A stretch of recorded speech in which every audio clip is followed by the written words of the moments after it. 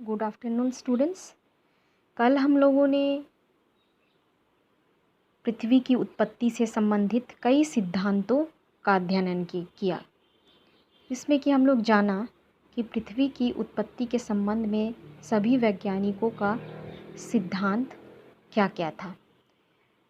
उसमें हम लोग इमैनुअल कांत, लाप्लास, चैम्बरलिन और मोल्टन, जेम्स जीन्स और जेफरेज के सिद्धांतों को पढ़ा। वो सभी सिद्धांत जो थे वे प्राचीन काल के सिद्धांत थे, यानी पुराने सिद्धांत थे। लेकिन आज सबसे आधुनिक सिद्धांत को हम लोग पढ़ने जा रहे हैं, जिसका नाम है big bang theory, big bang सिद्धांत।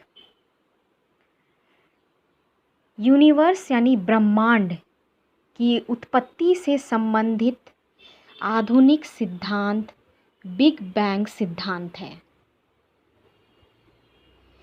इस थ्योरी या इस हाइपोथेसिस का प्रतिपादन एडविन हब्बल नाम के एक वैज्ञानिक थे, जिन्होंने किया है, जिन्होंने प्रमाणों के आधार पर यह साबित किया कि हमारा ब्रह्मांड जो है उसका विस्तार हो रहा है।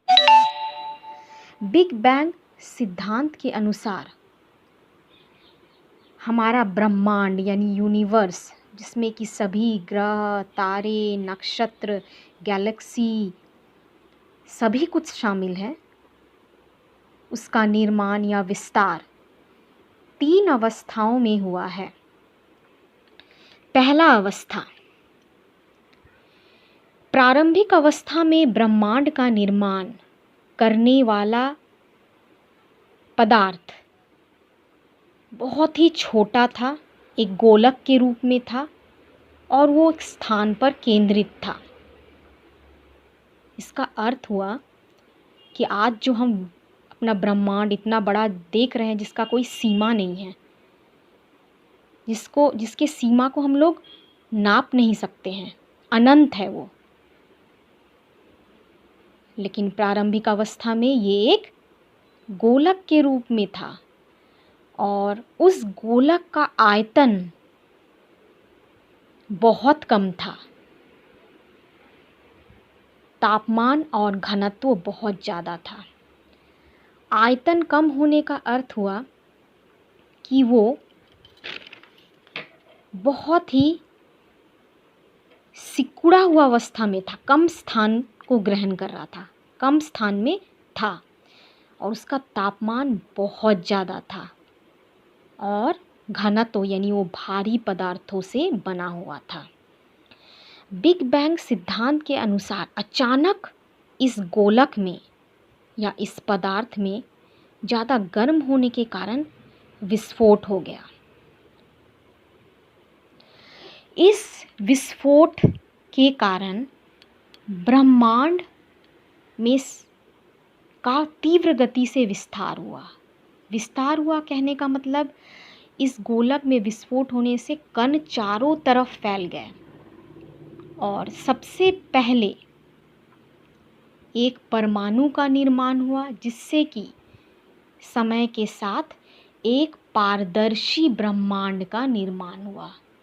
पारदर्शी का अर्थ यहाँ पे है जिसको हम लोग आर पार देख सकते हैं, वैसी ब्रह्मांड का निर्माण हुआ। ये घटना लगभग आज से 13.7 अरब वर्ष पहले हुआ था। ब्रह्मांड के विस्तार के कारण, ब्रह्मांड का जो ये विस्तार हुआ, फैला, विस्तार मतलब क्या हुआ? फैलना। ब्रह्मांड के इस विस्तार के कारण जितनी भी आकाश गंगाएं थी वो भी धीरे धीरे फैलने लगी। इसको हम लोग कैसे एक्सप्लेन कर सकते हैं? देखिए, जैसे एक बेलून लेते हैं और बेलून में जगह जगह हम स्केच पेन से डॉट मार देते हैं और फिर उस बेलून को अगर हम लोग फुलाते हैं तो वो डॉट पहले नज़दीक नज़दीक फूलता है, उसके बाद उसको जितना फुलाते जाते हैं वो डॉट एक दूसरे से दूर जाते रहता है। ठीक उसी प्रकार से ब्रह्मांड भी है। ब्रह्मांड में भी ये आकाश गंगाएं थी और इस ब्रह्मांड के फैलने से ये आकाश गंगाएं जो है ये एक दूसरे से दूर हो गई। अब यहाँ जानने वाला बात यह है कि आकाश गंगा किसे कहा जाता है। आकाश गंगा क्या है? तारों का समूह है। ब्रह्मांड में इस तरह के कई 100 अरब आकाश गंगाएं हैं जिन्हें गैलेक्सी के नाम से जाना जाता है। और हमारा गैलेक्सी, जिसमें कि हमारा सोलर सिस्टम यानी सौर मंडल स्थित है, उस गैलेक्सी को कहा जाता है आकाशगंगा या मिल्की वे। इसी मिल्की वे में स्थित है हमारा सौर मंडल।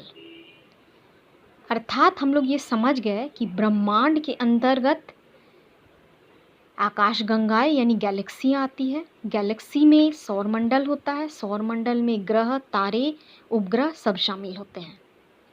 तो ब्रह्मांड के विस्तार में आकाशगंगाओं का विस्तार हुआ और आज सभी आकाशगंगाएं एक दूसरे से बहुत दूर में स्थित हैं।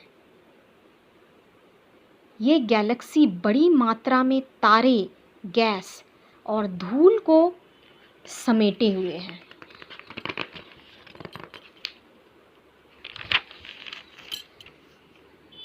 ये गैलेक्सी में इतने तारे एक साथ कैसे हैं?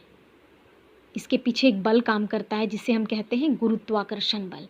इस गुरुत्वाकर्षण बल के कारण गैलेक्सिया में इतने सारे तारे एक दूसरे से जुड़े हुए हैं।